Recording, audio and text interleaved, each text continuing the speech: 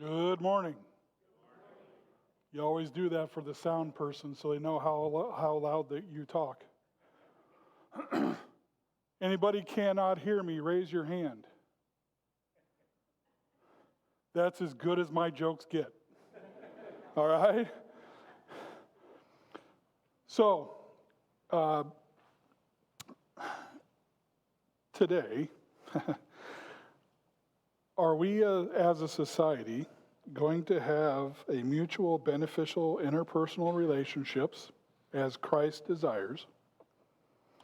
Or will we continue a cycle of mutual disappointment, of habitually failing to meet the high expectations of each other?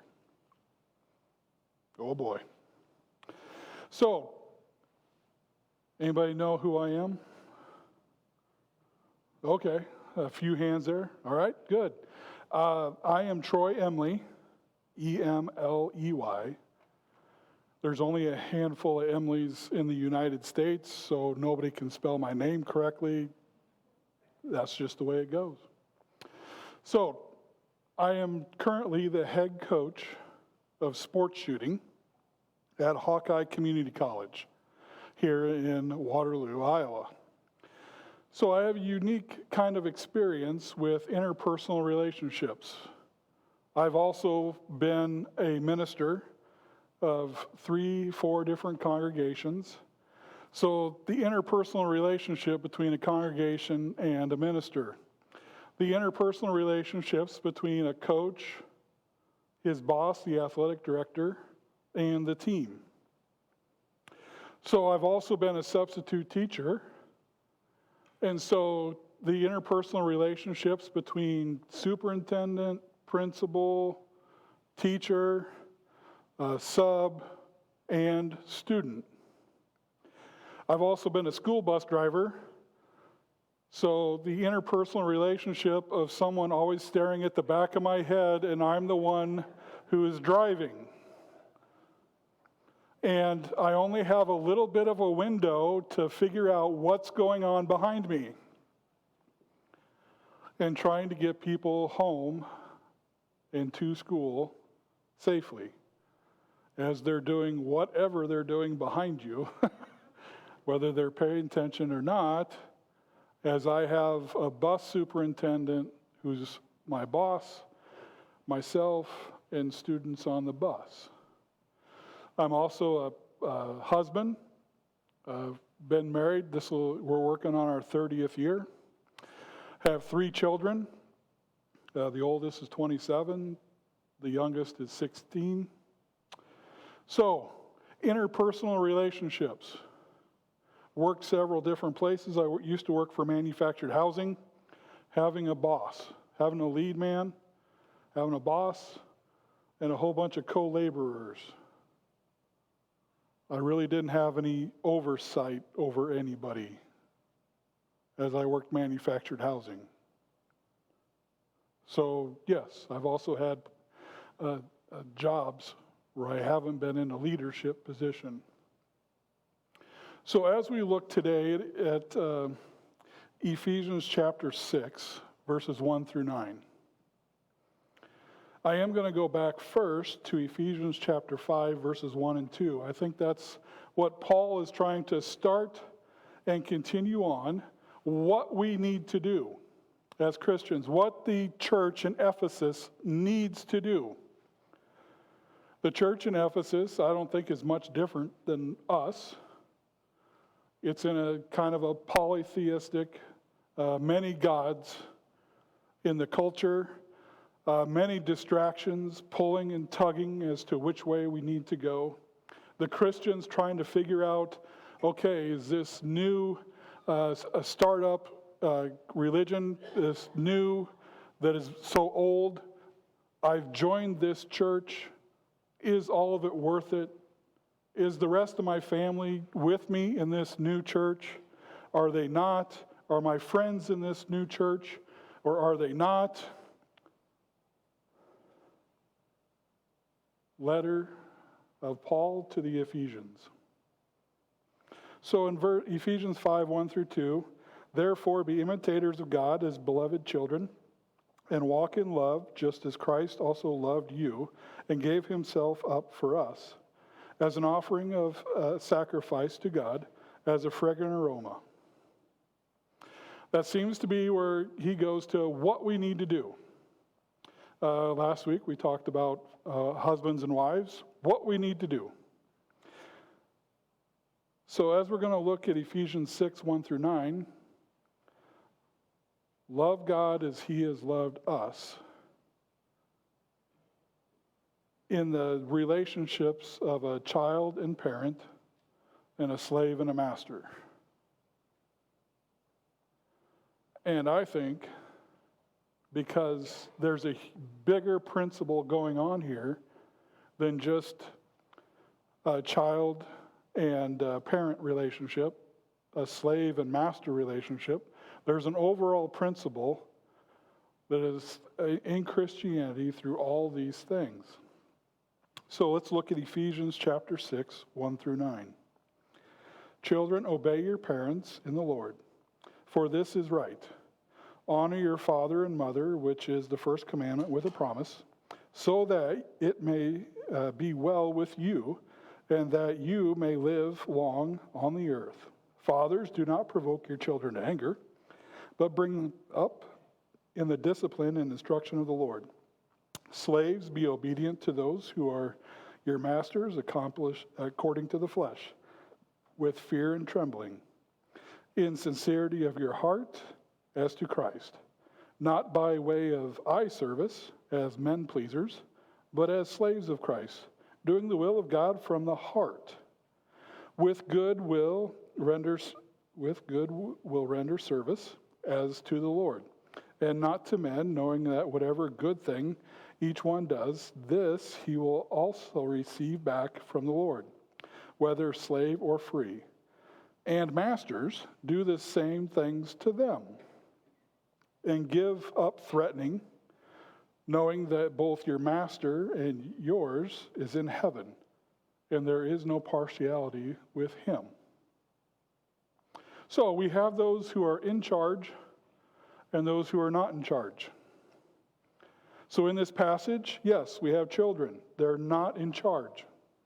So obey, and you will live long. Right? You kind of have someone who's in charge of your life. If you listen, don't touch the hot burner. You may have longer life. Don't jump into the pool. You may have longer life. Don't cross the road by yourself in front of a car. You may have longer life. So obedience from those who are not in charge. Those who are in charge, do not provoke others to anger. So don't provoke those who are under your care to anger. Bring up in discipline and instruction in the Lord. You got teaching to do. You got some instructing to do.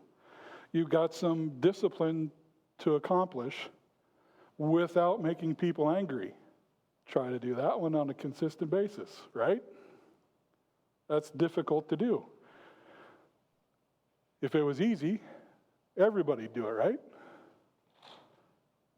So, and then after that, we've got not in charge. Obey as slaves of Christ. Okay?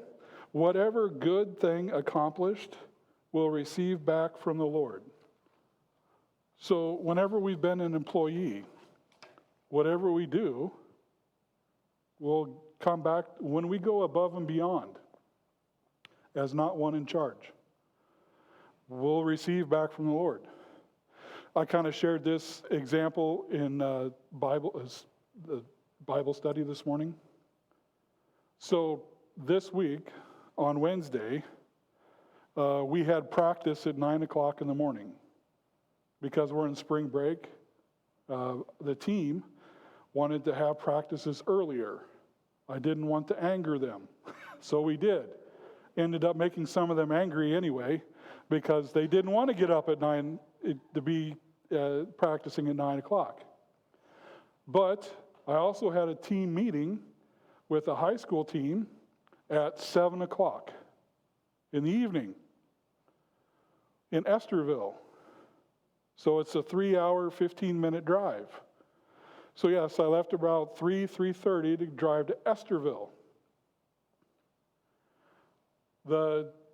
After the team meeting, it was 8:30 at night. So those who can do quick math in their head, it's midnight without any issues before I get back to Hawkeye campus. So I'm already going on 9 a.m. to midnight. Who can do quick math and come up with 15-hour day? Okay? Then I lose the gas key fob. So I'm frantically searching for that, and I can't find it. So yes, it's 1 o'clock before I leave the campus of Hawkeye, and it's 2 o'clock in the morning before I get back in bed. So yes, I usually don't start my day at 8 o'clock in the morning. I usually start my day at noon because I'm habitually working until 10 o'clock at night. I kind of got the second shift in coaching. So what's my promise? Am I going to get more wages for that? Nope. So I have this promise that it's going to come back to me someday, right? As a servant, as one who's not in charge. Okay? Those who are in charge, do the same as those not in charge. Oh boy, servant leadership. That's kind of tough, isn't it? Some people want to ascend to that position of being in charge and think that they can order people around and dictate and make people angry, and you just have to, don't ask questions. You just have to do what I say.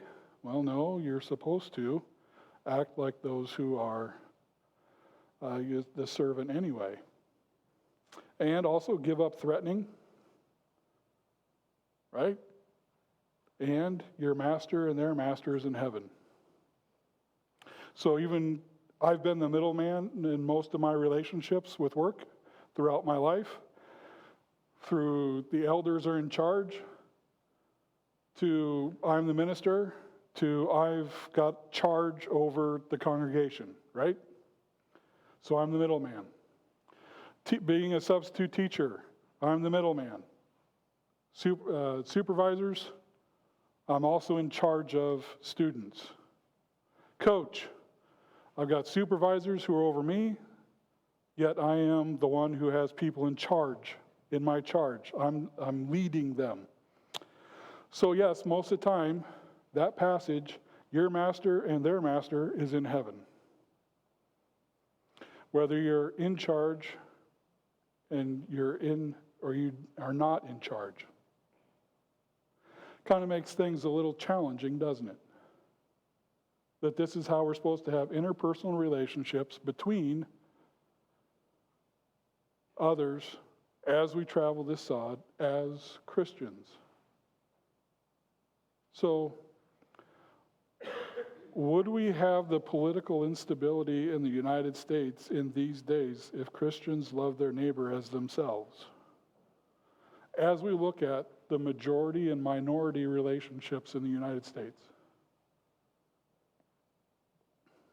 would a lot of minorities be seeking so much power because they had lost so much power if the majority hadn't treated them the way that they did so long ago? If they were good leaders, as they understood that they have a master who's in heaven that's still over them. How about police and the public?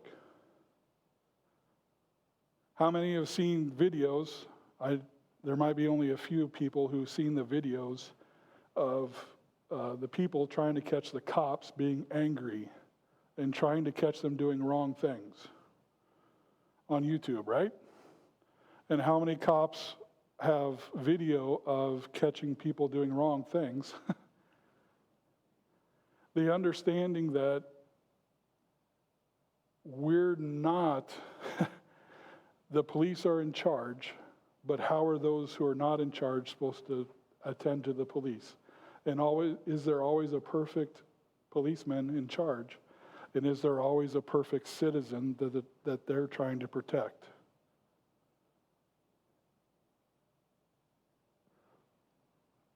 How about owners, managers, and employees?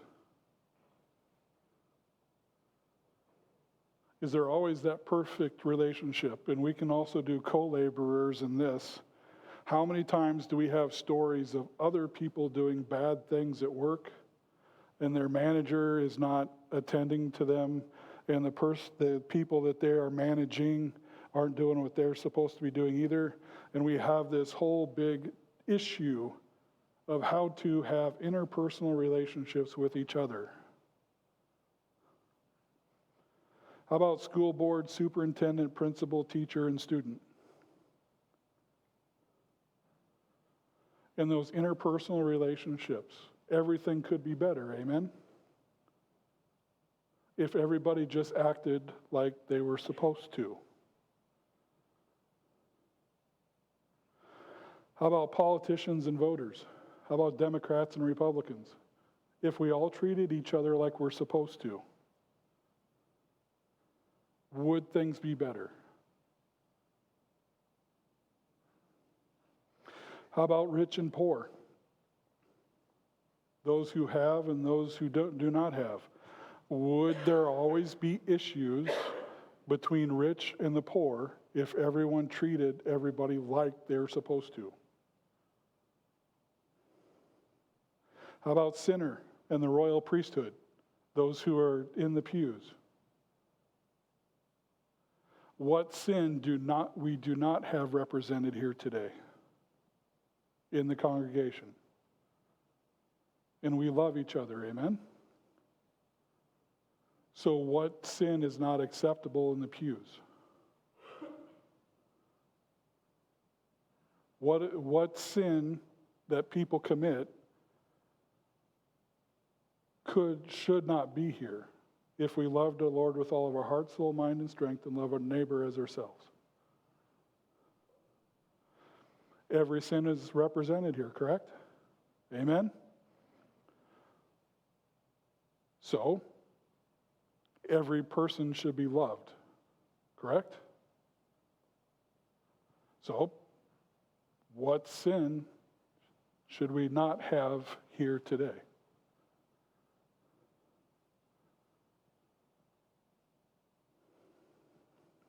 Makes life challenging, doesn't it?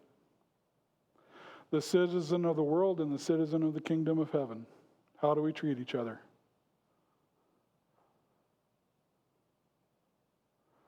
Love the Lord with all of our heart, soul, mind, and strength, and love our neighbor as ourselves. So these interpersonal relationships. One of the most challenging verses I've ever seen in my life is this, Romans 12:18. If it possible, so far as it depends on you, be at peace with all men, mankind. That's a really tough one to live always. That you're going to try to be at peace with everybody. Then Paul follows that up in Romans 13:1-3.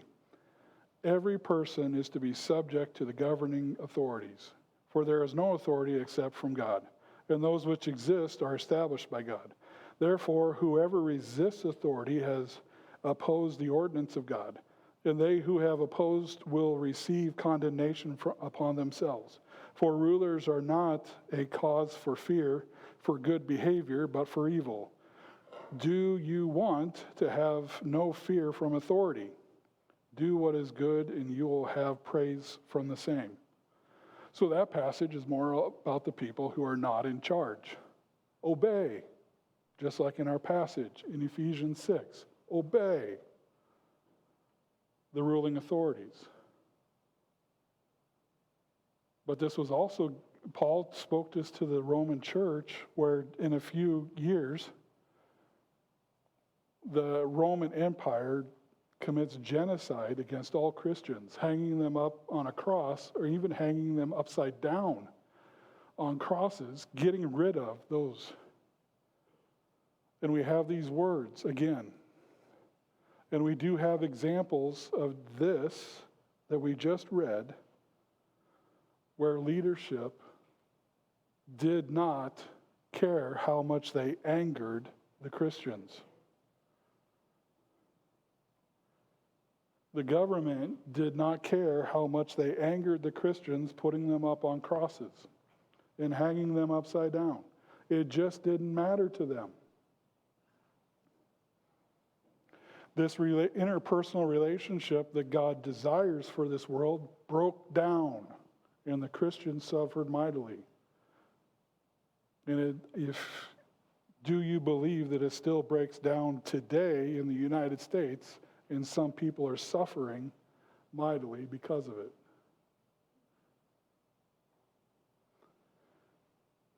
This challenging idea within Christianity of master and servant interpersonal relationships will transform every relationship we have. Amen? We understand what to do.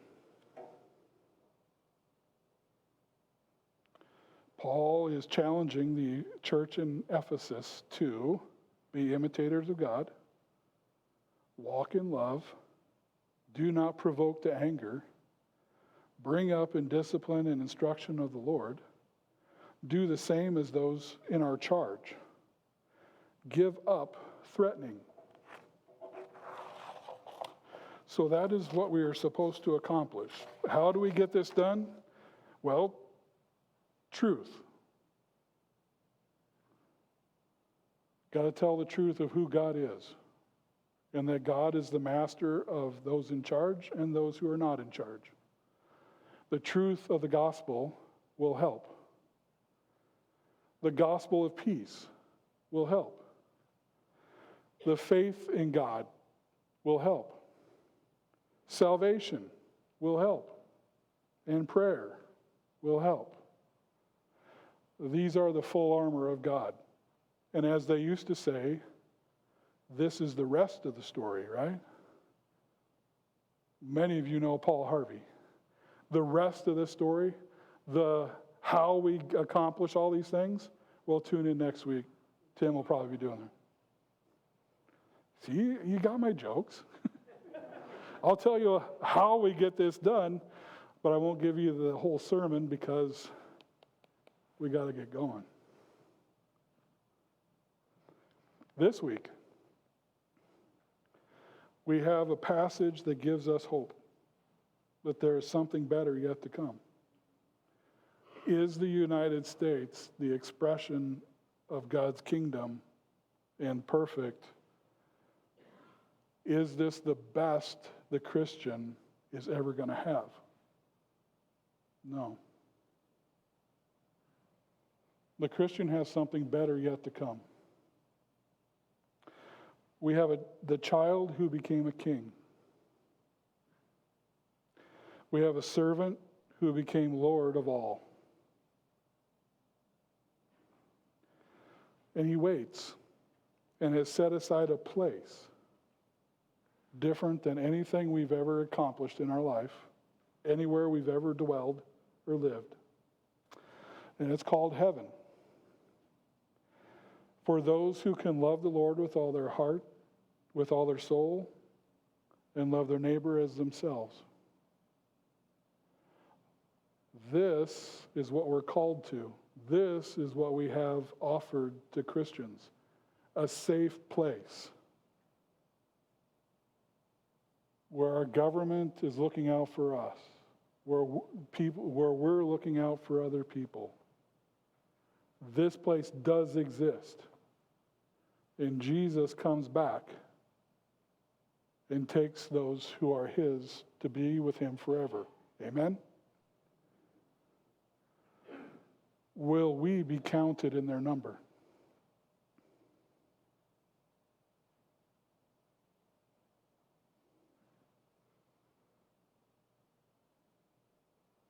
How we treat others and how others treat us will have an influence on whether we're counted in their number. Amen? We need to obey what God has to say to us. What if Jesus would have said, I do not want to go to the cross for them. I'm not going to obey my Father. What if Jesus was a disobedient child?